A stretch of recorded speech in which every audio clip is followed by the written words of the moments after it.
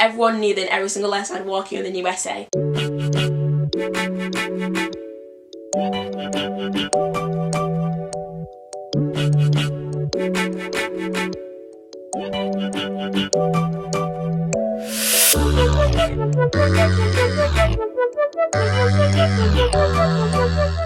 Hey guys, I'm Uwa and welcome back to my channel. If you're new here, be sure to follow me on Instagram, it's at uwaisibor.com, and check out my website for more information about me. I give A-level advice and help aspiring medics get into med school. Before I get on with the video, don't forget to give it a like and hit the subscribe button. In today's video, I'm going to give you my advice for A-level psychology, and this is based on my own experience and what works for me. As always, you don't have to do things how I did it. I'm just giving you some tips and advice and helping you out in the way I can. So the first thing I'm going to say about A-level psychology is that, in short, it's a memory game with some application. With that, my first tip is know your specification, especially because with psychology there are topics that your college can pick from which they want to learn. So know from your specification which topics your college has picked and what you're going to learn. There's no point wasting your time and learning about stress if you're doing schizophrenia instead in paper 3. But just bear in mind that you should know what you're doing, so you're putting your energy and your revision towards the right things. Again, with knowing specification, know your A01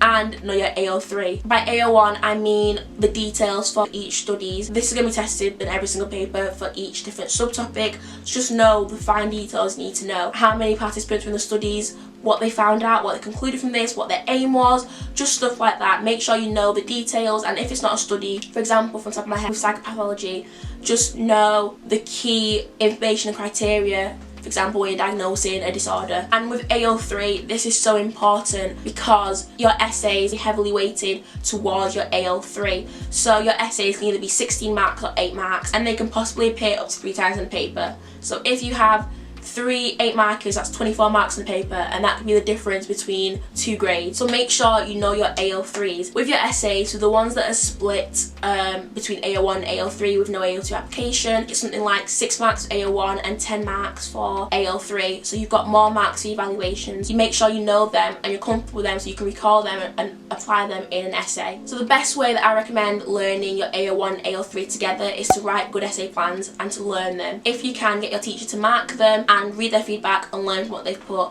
but definitely learn essay plans and be able to recall that plan and write it out in the exams. And my next tip is so important, and that's to not neglect research methods. It actually can be really boring. Personally, I hated it, but you will regret neglecting it. So with your research methods, it's worth double on paper 2. It appears in all 3 papers, but on paper 2 there's a whole section dedicated to research methods. So you don't want to be faced with that on your real exam day and be like, oh my god, I never revised this, I thought it was easy, I didn't really think it's going to come up. For me, I only really learned just how important research methods is in year 2 when they started incorporating it into every mini test and end of unit test that we did. Throughout year 1 really, I never really revised research methods because I hated it. I found it so boring, but it really did bite me in the butt in my first end of unit test in year 2. So I got an A* in one part, but I got like a C in my research methods. That really dragged my overall grade down, and that's because I was really apathetic towards it and I thought it didn't matter, but it does. My next tip is to be comfortable with the maths involved in psychology. It's not going to be really difficult maths, it's nothing too terrible or too scary,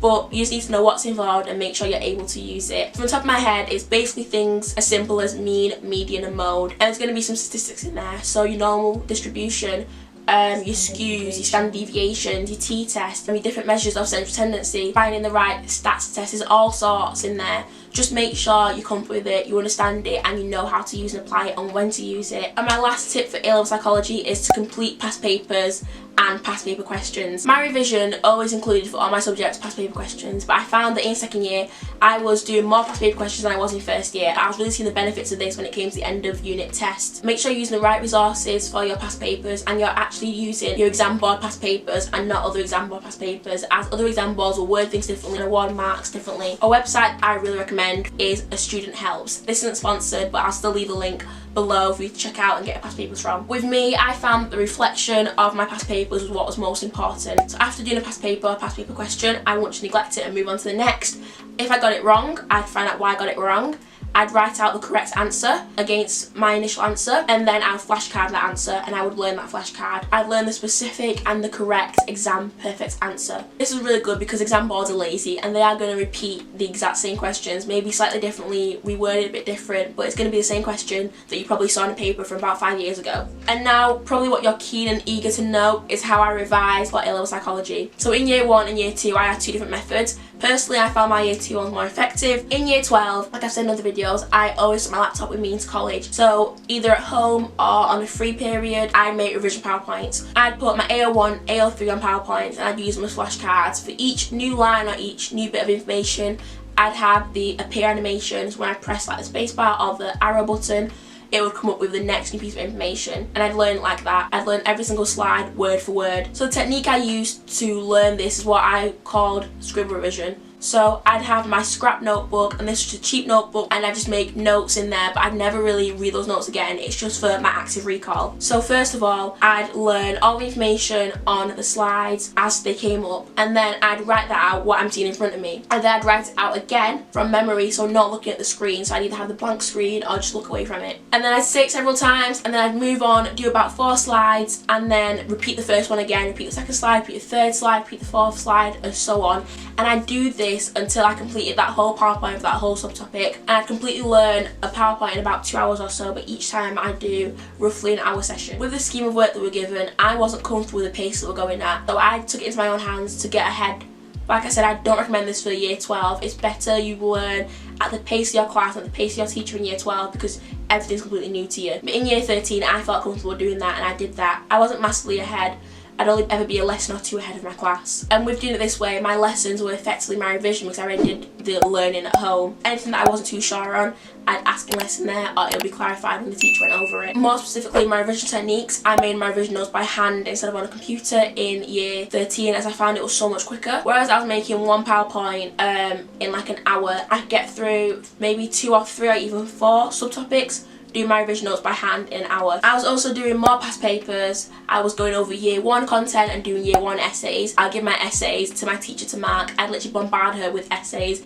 Everyone knew that in every single lesson I'd walk in with a new essay. So she'd mark those and she'd give me feedback. I'd always read and actively take on her feedback. So often I would improve on the essay and I'd rewrite it, just taking on the feedback my teacher was giving me just to get better. And I recommend that you do that too, especially in year 13. I wrote essays from year 12, but I was writing them more frequently in year 13 and I was also learning them. Again, I said it earlier, but you want to learn exam perfect answers. You want to make your answers as clear and as explicit as possible, and the best way to do that is just to learn the exam perfect answers. But on the mark schemes, answer bullet pointed, and I would just learn the bullet points. You can't go wrong like that. And finally, the last method that I would use for my revision was just on a massive A3 piece of paper. I would have a subtopic in the middle, and then all around I would just pretty much write everything that I can remember from that topic in terms of A01 and Ao3. And I found this a really effective way to revise year 1 topics in particular, but I also did do it for year 2 topics. So that's my tips and my experience with A Level Psychology, and just basically what I did to get my A star. So thank you for watching, guys. I hope you enjoyed the video. If you're also doing the other 2 A levels that I did, which was biology and chemistry, I'll also be doing videos on those, so be sure to check them out when they're uploaded. I'll link them in the description when they are. Don't forget to follow me on Instagram. It's at uwaisibor.com_. Subscribe to my channel and drop this video a like. Thank you so much for watching, and I'll see you in my next video.